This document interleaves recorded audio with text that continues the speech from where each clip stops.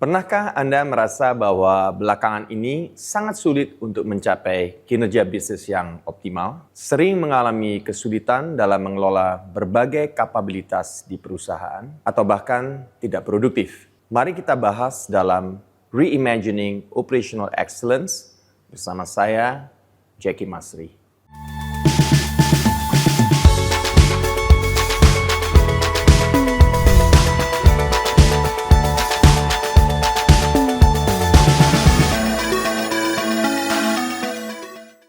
Saya ingin berbagi pandangan mengenai bagaimana aspek operations dalam konteks holistic marketing mempunyai peran krusial bagi bisnis saat ini dan di masa mendatang. Kita semua tahu bahwa dunia sangatlah dinamis, sulit diprediksi. Saat ini kita dihadapkan pada berbagai masalah klasik seperti isu iklim, ketegangan geopolitik, konflik, dan bahkan perang di berbagai belahan dunia. Belum lagi permasalahan sosial dan kemanusiaan, serta kondisi perekonomian yang sangat rentan.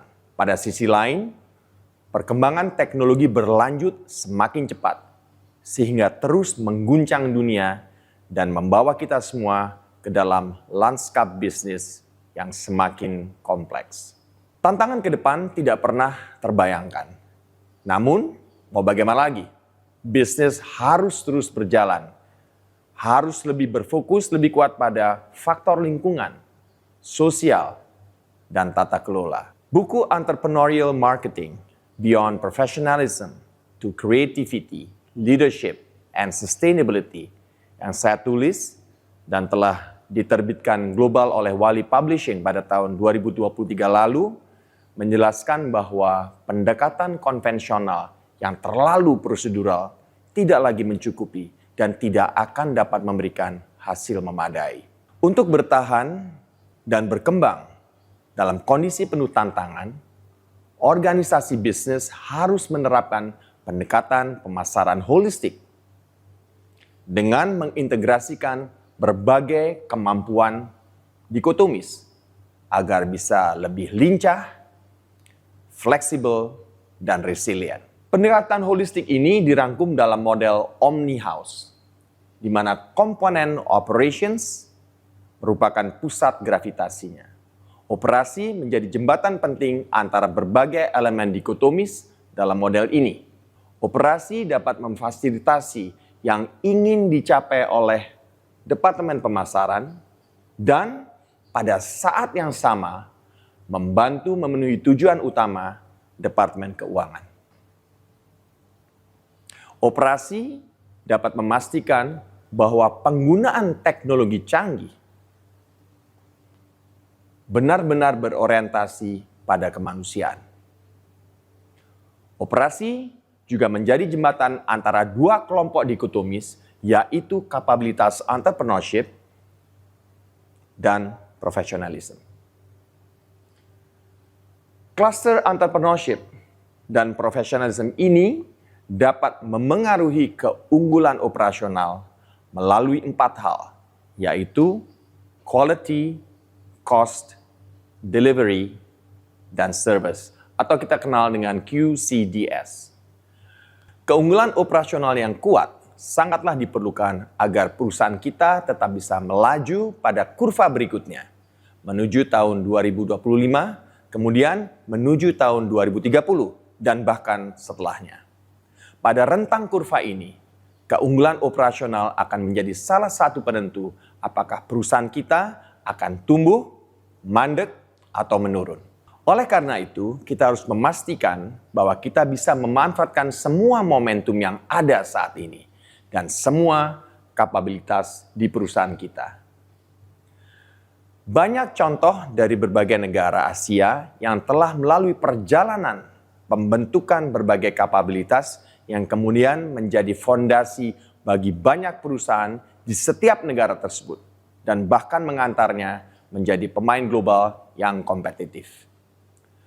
Dalam buku Reimagining Operational Excellence, Inspirations from Asia yang saya tulis dan telah diterbitkan oleh Wiley Publishing pada tahun 2024 lalu, saya memfokuskan perhatian pada kawasan Asia Pertanyaannya, mengapa Asia? Ketika Dana Moneter Internasional atau IMF meramalkan kinerja ekonomi dunia pada tahun 2023 lalu, total produk domestik bruto atau PDB global dipatok sebesar 105 triliun dolar Amerika Serikat. PDB Asia diperkirakan mencapai 35,8 triliun dolar Amerika Serikat atau setara dengan 34% PDB dunia. Porsi ini melampaui gabungan PDB Amerika Utara dan Tengah sebesar 31,3 triliun dolar Amerika Serikat yang setara dengan 29,7% PDB global. Kondisi ini menjadikan Asia sebagai ekonomi terbesar dunia. Dominasi Asia dengan Tiongkok sebagai pemain utama diperkirakan akan berlanjut yang menurut proyeksi Goldman Sachs akan mencapai total PDB sebesar 90,6 triliun dolar Amerika Serikat atau hampir 40% dari total PDB global. Oleh karena itu, kita dapat mengambil inspirasi dari sejumlah negara Asia yang telah berhasil mengatasi berbagai tantangan berat sehingga mampu bersaing dan bahkan sejajar dengan negara-negara barat yang telah lama maju. Perjalanan panjang dan penuh perjuangan berbagai negara di Asia membuktikan bahwa Asia mampu menjadi kawasan dengan basis industri yang kokoh dan pada gilirannya mampu berdiri di pentas global. Tidak ada jaminan bahwa negara-negara yang saat ini menjadi macan Asia akan tetap kompetitif dalam jangka panjang. Semua bergantung pada banyak faktor, termasuk bagaimana pemerintah dan masyarakat di setiap negara tersebut memanfaatkan momentum yang ada dan seberapa besar komitmen mereka untuk mengembangkan kapabilitas dan kompetensi yang tentunya relevan dari waktu ke waktu. Lebih jauh lagi, setiap individu, kita semua, perusahaan, dan bahkan pemerintahan suatu negara harus berkolaborasi dengan yang lain untuk menghadapi dunia yang seringkali tidak bersahabat ini. Kolaborasi dapat berdampak positif bagi kemaslahatan dunia. Saya sudah cukup sering mengulas konsep keunggulan operasional dan mengkaji bagaimana berbagai elemen dalam cluster entrepreneurship dan cluster professionalism memengaruhi QCDS. Konvergensi kedua cluster ini merupakan landasan penting pembentukan kapabilitas adaptif suatu perusahaan.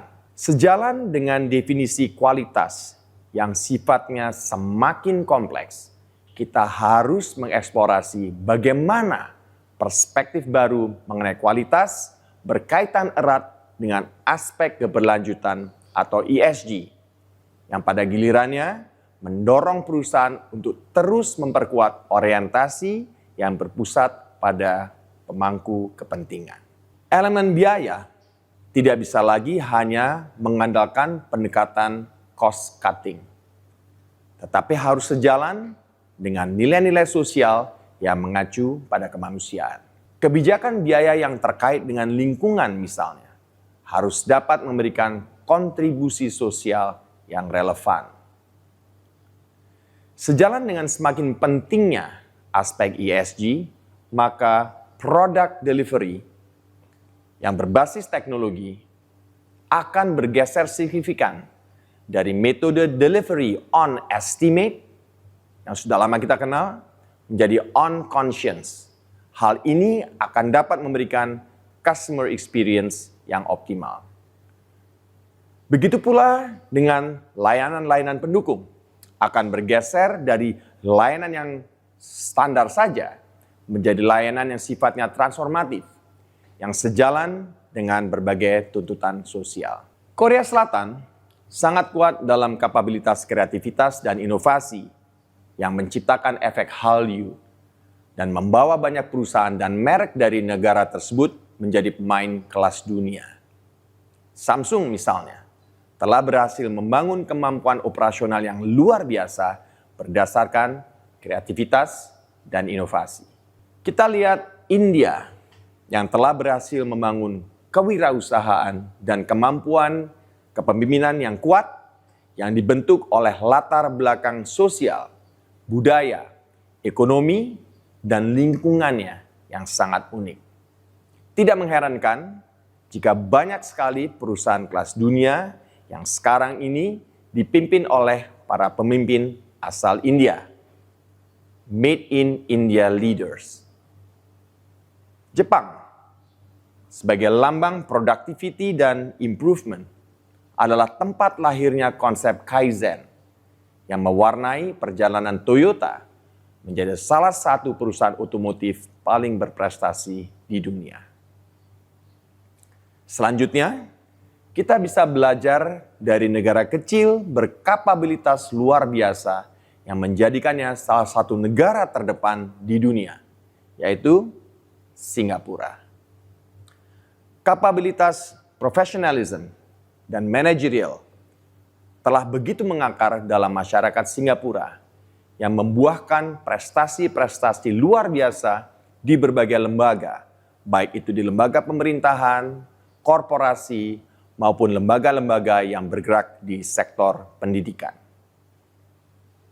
Tiongkok adalah salah satu kekuatan ekonomi global yang berhasil membangun kapabilitas omni dan secara signifikan memengaruhi kemampuannya untuk menciptakan keunggulan operasional melalui eksekusi yang sangat tangguh. Perjalanan Tiongkok hingga seperti saat ini sangatlah panjang dan melalui berbagai era kepemimpinan dengan fokus revolusioner yang berbeda-beda. Revolusi budaya di bawah Mao Zedong, revolusi ekonomi di bawah Deng Xiaoping, dan revolusi sosial di bawah Xi Jinping. Tiongkok berhasil menyatukan dan menyeimbangkan kapabilitas entrepreneurship dengan profesionalisme, yaitu kombinasi creativity dengan productivity, kombinasi innovation dengan improvement, kombinasi entrepreneurship dengan profesionalisme, serta kombinasi leadership dengan manajemen. Hal ini menjadikan Tiongkok sebagai pemain global yang unggul. Dengan memahami konsep keunggulan operasional, QCDS, dan berbagai kapabilitas, entrepreneurship, dan kapabilitas profesionalism sebagai bagian dari aliran baru entrepreneurial marketing, diharapkan dapat membuat organisasi bisnis menjadi lebih kompetitif dan bahkan memiliki eksistensi yang lebih kuat dalam jangka panjang. Penting untuk terus belajar menerapkan the next level of operational excellence di perusahaan kita agar dapat memperbesar peluang untuk memanfaatkan semua potensi perusahaan. Hal ini pada gilirannya dapat membawa perusahaan menjadi pemain yang diperhitungkan, bisa bertahan, dan bahkan menjadi outstanding di panggung dunia, sekarang dan di masa mendatang. Saksikan terus Reimagining Operational Excellence bersama Jacky Masri di episode berikutnya.